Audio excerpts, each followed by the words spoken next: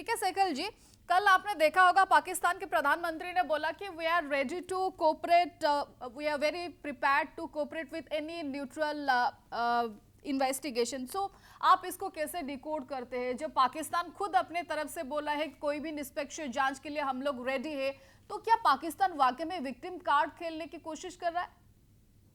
Absolutely and totally वो completely back foot पर है। उनको साफ तौर पर नजर आ रहा है कि दुनिया में आज कोई भी उनका साथ नहीं दे रहा। जितने भी मुस्लिम कंट्रीज हैं, approximately 65 of them, hmm. GCC countries, OIC countries, Arab countries, एक भी पाकिस्तान के साथ नहीं खड़ा। उनमें से 8 कंट्रीज हैं जिन्होंने हमारे प्रधानमंत्री को अपना हाईएस्ट नेशनल अवार्ड दिया है। हम्म। जो पाकिस्तान के सबसे बड़े समर्थक थे, Saudi Arabia, UAE, Qatar, Oman, आज हिंदुस्तान के साथ खड़े हैं। तो ऐसे में पाकिस्तान को साफ तौर पर नजर आता है जो उसने कार्रवाई की है वो बड़ी थर्ड रेट कार्रवाई की है। पूरी दुनिया उसको कंडेम कर रही है, उसके साथ कोई नहीं है। And he is now wanting somehow the other कि किसी प्रकार से हिंदुस्तान कोई ऐसी ऐसी कार्रवाई नहीं करे जिससे उसकी प्राइम मिनिस्टरशिप जाए। और जहां तक मुनीर खान का तल्लुक है, मुनीर खान की अपनी कुर्सी हिल जाए। जब जब युद्ध हुआ है पाकिस्तान में, 65 का युद्ध हुआ तो उस समय अयूब खान की कुर्सी गई। जब 71 का युद्ध हुआ तो याहिया खान की कुर्सी गई। 100% Munir Khan will be also become a part of history and so will Shahbaz Sharif. अपनी सत्ता को बचाने के लिए, अपने देश को बचाने के लिए गलती के बावजूद अभी वो कह रहे हैं हम किसी भी ट्रांसपेरेंट तरीके से न्यूट्रल। हिंदुस्तान हमेशा बायलेटरल में बिलीव करता है। हिंदुस्तान कहता है आप हमारे साथ बातचीत करो और हम आपसे बातचीत करेंगे जब आप बातचीत का माहौल बनाओगे। आप हमको आश्वासन दोगे कि आपकी सरजमी से आज के बाद कभी भी किसी प्रकार का हादसा हिंदुस्तान के खिलाफ नहीं होगा। जहां इंडस वाटर ट्रीटी भी है, हमने उसको हेल्ड इन अबेयंस किया है। उनको साफ तौर पे कहा है कि आपका हुक्का पानी बंद करेंगे। अगर आप इससे बचना चाहते हो तो ये हर हालत में जो हमको आश्वासन दीजिए कि आज के बाद आप कभी भी अपनी सरजमी से हिंदुस्तान के खिलाफ इस माफी के हादसे नहीं करोगे। और अगर इसको नहीं दे गारंटी कर सकते तो हम आपका हुक्का पानी बंद करेंगे। This is an intent. हमको 10 से 15 साल लगेंगे इंफ्रास्ट्रक्चर को प्लेस करने के लिए और लाखों करोड़ रुपए लगेंगे इंफ्रास्ट्रक्चर बनाने के लिए, वो पानी को रोकने के लिए। 135 मिलियन एकड़ फीट बहुत पानी होता है। हम 35 एकड़ मिलियन एकड़ फीट जो हमारा पानी है उसको पूरा नहीं रोक पाए। उसका भी अभी तकरीबन 5 बिलियन एकड़ फीट पाकिस्तान के पास अभी भी जा रहा है। हमने बड़े सारे प्रोजेक्ट्स बनाए हैं रवि के ऊपर, कुछ चिराब के ऊपर या सतलुज या ब्यास के जी। ऊपर। लेकिन उसके बावजूद भी इट इज नॉट पॉसिबल। लेकिन हमने अपना इरादा साफ तौर पर दर्शाया है। साथ ही साथ हमने डिप्लोमेटिकली एंड पॉलिटिकली पाकिस्तान को आइसोलेट किया है। डिप्लोमेटिकली हम आईएमएफ को कह रहे हैं, वर्ल्ड बैंक को कह रहे हैं पाकिस्तान को किसी प्रकार की वित्तीय सहायता मत देना बंद कीजिए। हम वर्ल्ड बैंक को और यूएन को कह रहे हैं कि पाकिस्तान को दोबारा एफएटीएफ पे डालिए। अमेरिका को कह रहे हैं, यूरोप को कह रहे हैं पाकिस्तान के ऊपर वित्तीय सैंक्शन लगाइए, उसको किसी प्रकार का लोन मत दीजिए और उसको एक कंगाल देश को टूटने दीजिए। उसको बर्बाद, वो खुद बर्बादी की तरफ हो रहा है। पाकिस्तान इज अ रोग नेशन, सारी दुनिया के लिए खतरा है। कल उसके जो न्यूक्लियर वेपन से गलत हाथों में चले जाएंगे तो सारी दुनिया को खतरा है। और इस खतरे से अगर बचना है तो बहुत लाजमी है, लेट पाकिस्तान ब्रेक अपार्ट।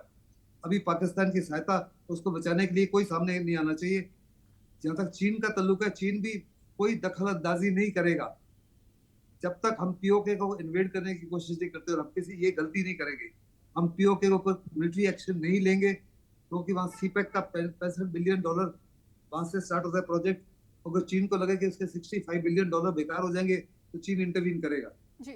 ऐसे में हमको पक्का यकीन करना है कि हम कोई ऐसी कार्रवाई ना करें जिससे चीन मजबूर हो जाए इंटरवीन करने के लिए। चीन की पहले ही 1 या 2 डिवीजन वहां पे under the guys of labour उन्होंने केव्स में अंदर मिसाइलें छुपा रखी हैं।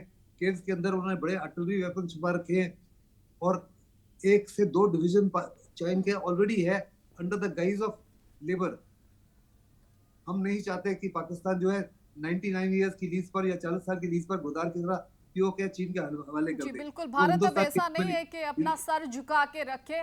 हम जवाब भी देंगे, वक्त भी हमारा होगा और हम जब जवाब देंगे पाकिस्तान को, पाकिस्तान उठने के लायक भी नहीं रहेगा। रोहित जी, पुलवामा हो, चाहे बालाकोट हो, उरी हो या फिर पहलगाम हो, अटैक पे अटैक हो रहा है। हम अगले पीढ़ी को कैसे भारत देने की कोशिश करें? तो आपको नहीं लग रहा है कि भारत के पास ये सबसे बड़ा अपॉर्चुनिटी है कि पाकिस्तान का तो ठिकाना लगाया जाए, साथ ही साथ पीओके का भी कुछ किया जाए? देखिए, जो काम कोई नहीं कर पाए जो काम कोई राष्ट्राध्यक्ष, कोई प्रधानमंत्री के नेतृत्व में नहीं हो पाया, वह काम निश्चित रूप से प्रधानमंत्री माननीय नरेंद्र मोदी जी के नेतृत्व में होगा। और वह समय अब नज़दीक आ गया है और पाकिस्तान ने अपनी कब्र को खोदने का न्योता स्वयं दिया है पहलगाम के माध्यम से। और पहलगाम व्यक्तियों की हत्या, व्यक्तियों के नरसंहार, माताओं के संतान, पत्नियों का सुहाग, बच्चों के पिता को खोने के लिए सिर्फ याद नहीं रखा जाएगा। पहलगाम पाकिस्तान की बर्बादी की दास्तान लिखने के लिए ताबूत का आखिरी कील साबित होगा पाकिस्तान के लिए। यह बात मैं बार बार पूरी जिम्मेवारी के साथ पाकिस्तान की आने वाली 77 पीढ़ियों के लिए कह रहा हूँ। पाकिस्तान ने न्योता दे दिया है, शेर के मांद में हाथ डाल दिया है पाकिस्तान ने। पाकिस्तान को वो सबक भारत सरकार सिखाएगी, भारत के लोग सिखाएंगे, भारत के सिपाही सिखाएंगे जो पाकिस्तान ने कभी सोचा नहीं होगा। पाकिस्तान का पूरा बजट संभवतः 5 लाख करोड़ होगा और भारत की सेना का सिर्फ बजट, सिर्फ डिफेंस का बजट 7.5 लाख करोड़ लगभग है। क्या बात करेगा पाकिस्तान हमारे सामने? ना पाकिस्तान शिक्षा में हमारे सामने खड़ा हो सकता है, ना स्वास्थ्य में खड़ा हो सकता है। पानी हमारा पीता है पाकिस्तान और आंख हमको दिखाएगा। प्रधानमंत्री जी ने बहुत अच्छा निर्णय लिया है।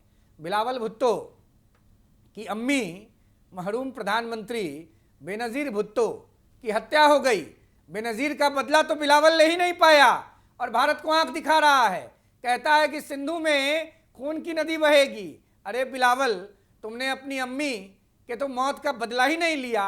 जो लोग, जो सरकार के मुनाजिम शामिल थे तुम्हारी अम्मी के कत्लेआम में, उनके चरणों में जाकर लेट गए और भारत की सरकार को, भारत के नागरिकों को और भारत के सेना को तुम आंख दिखा रहे हो। दोनों आंख निकाल के दिल्ली ले आकर के हम लोग कुतुब मीनार में लगा देंगे, म्यूजियम में। अपनी हैसियत में रहो और अपने पैजामे से बड़ा नारा बांधने का प्रयास मत करो।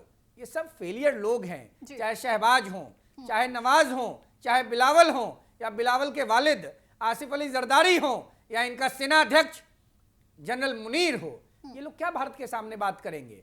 और भारत की आने वाली पीढ़ी या भारत की वर्तमान पीढ़ी या भारत की अतीत की पीढ़ी, हमारा अतीत, वर्तमान और भविष्य सब स्वर्णिम है। हम लोगों ने युद्ध लड़ा है, युद्ध में विजयश्री प्राप्त किया है। क्या बात करेगा पाकिस्तान हम लोगों से? और वो भी तब जब पूरे देश की मुस्लिम कंट्रीज प्रधानमंत्री मोदी जी के साथ खड़ी है, पूरी दुनिया मोदी जी के साथ खड़ी है। आज हम लोगों ने कूटनीतिक तौर पर पिछले 5-6 दिनों में पाकिस्तान को नी डाउन करा दिया है। और मैं आपको बता देता हूं, ऐसा जवाब भारत सरकार देगी, देश की सेना देगी, देश के लोग देंगे कि पाकिस्तान को याद रहेगा और दोबारा ये जरूरत करने का प्रयास पाकिस्तान नहीं करे। सबसे बड़ी बात तो ये भी है, जो भारत को न्यूक्लियर की धमकी दे रहे हैं, बलूची लिबरेशन आर्मी से नहीं लड़ पा रहे। आज ये खबर रहा है कि बलूची लिबरेशन आर्मी ने अटैक किया है और पाक सेना के 10 जवान की मौत हो गई है। जो बलूची से नहीं लड़ पा रहे हैं, वो भारत से क्या लड़ेंगे? सुनिए ना, हम लोगों ने इनको हर कालखंड में पराजित किया है। ये बड़बोले लोगों की सेना हो गई है पाकिस्तान। इनका जीडीपी समाप्त हो गया है, देश के अंदर वॉर चल रहा है, देश के अंदर स्वतंत्रता की लड़ाई चल रही है, इनकी सेना समाप्ति की ओर है, इनका स्वास्थ्य व्यवस्था गिर चुका है, शिक्षा नाम की कोई चीज नहीं है।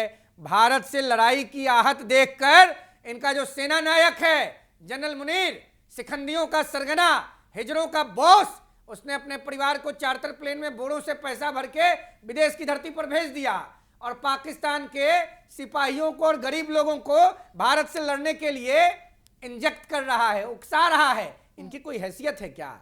बलूच से लड़ नहीं पा रहे हैं, अफगानिस्तान से लड़ नहीं पा रहे हैं, बांग्लादेश जैसा देश टाइम टू टाइम आंख दिखाता है। ये क्या बात करेंगे? ये कुछ बात करने की स्थिति में है क्या? इनके पैर के नीचे की जमीन जा चुकी है। बिल्कुल। और इन्होंने अपने फाइनल समाप्ति के लिए न्योता भारत जैसे सशक्त देश को दे दिया है, वह भी तब जब विश्व का मजबूत नेता आदरणीय नरेंद्र भाई मोदी जी भारत के प्रधानमंत्री हों। क्या करेगा पाकिस्तान? पाकिस्तान तो अब अपने घड़ी को गिने, अपनी घड़ी में देखकर कि कब उसकी समाप्ति होगी। 14 अगस्त 1947 जिन्ना के कारण पाकिस्तान बना। अब वो डेट याद रखे पाकिस्तान, जिस कारण मोदी जी के नेतृत्व में पाकिस्तान का सफाया हो जाए। निहाती ମୁଁ ଆସୁଛି ଆଲୋଚନା କରିବି। ଆମ ସହିତ କର୍ଣ୍ଣେଲ ମିଶ୍ର ବି ଅଛନ୍ତି। କର୍ଣ୍ଣେଲ ମିଶ୍ର, ପାକିସ୍ତାନ सहित भारत तो कड़ा जवाब देवे आशा करा जाउछि। बारंबार प्रधानमंत्री नरेंद्र मोदी ये कथा को पूरा भारतवासी को आश्वस्त करुछंती, किंतु आमे पाकिस्तान सहित तो लड़ुछु, किंतु भारत भितरे जो शत्रु रहिछंती भारत पाई तांको सहित लड़िबा बेश मुश्किल भारत पाई, जोथि पाई आमे देखुछु 9 आतंकींकर घर को ध्वंस करा जाउछि। सेमानक सहित डील करिबा भारत पाई गोटे बड़ चैलेंज।